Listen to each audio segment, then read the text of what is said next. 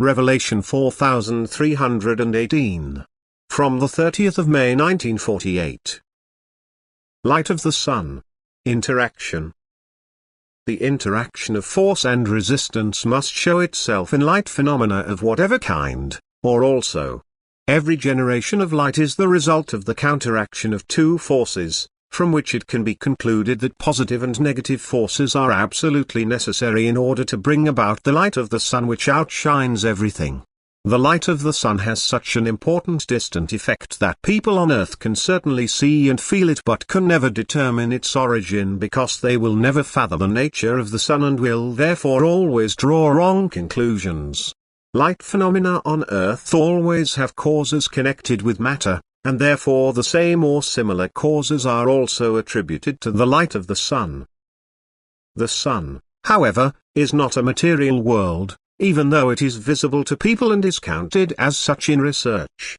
It is a purely spiritual heavenly body, a creation which certainly exists, thus it is called into existence by the will of God, but which has no material substances and can therefore only be seen with the spiritual eye, whereas the earthly eye can only see the exceedingly radiant brightness and be dazzled by it. The light of the sun is of such tremendous effect that it must be concluded that it has an origin which lies far beyond human knowledge.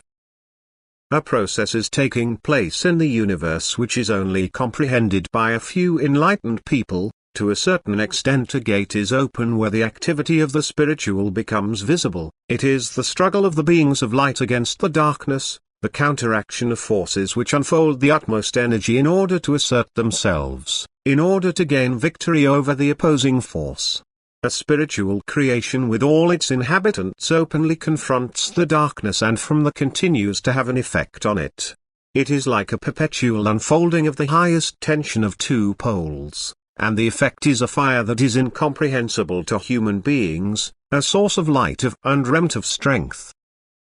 It is an emanation of the light emanating from the perfect spiritual beings into the universe. It is spiritual strength which is visibly guided as light wherever there is darkness in order to create the possibility for the still undeveloped spiritual to return into the proximity of the eternal light.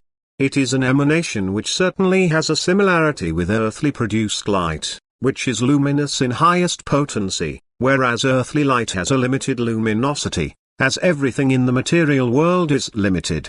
Forces that work against each other, if they fight fiercely, must then ignite when they are unyielding, that is, of insurmountable hardness, otherwise one force defeats or consumes the other.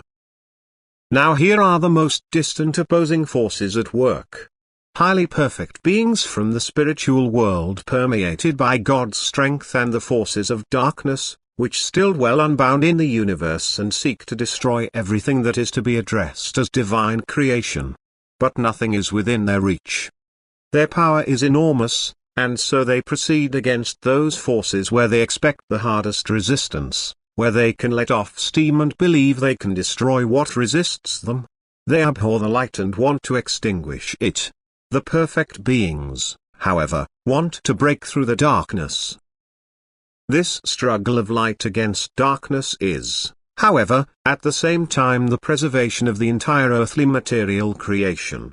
For forces come to development that multiply infinitely and push towards utilization. And the utilization is only to awaken to life that which has been overcome in the struggle, to make it possible for that which has hitherto become inactive to become active through the supply of strength when it exposes itself to the working of the light.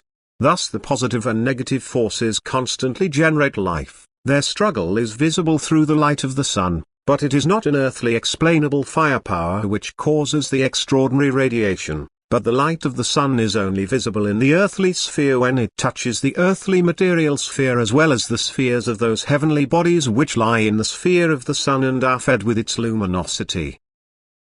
For these are the kingdom of the bound spiritual, which is allowed to take cognizance of the battle between light and darkness in order to draw benefit from this knowledge for the course of development. For this reason, however, no research can be undertaken beyond these spheres. That is, the cause of the sunlight can never be determined by research, because outside of the earthly sphere there is no further for the human intellect, Because it exceeds the human being's power of thought, nothing can be proven, but only what God reveals to people through spiritual enlightenment has to be accepted by faith. Research begins where it is actually already at an end. Everything earthly can be researched, beyond that the earthly intellect is not sufficient, and through earthly drawing of parallels it becomes entangled in error. For the spiritual world, the world outside the earthly sphere, is a completely different world with other laws and other effects, into which a person should never stoop in research if he does not want to fall prey to error. Amen.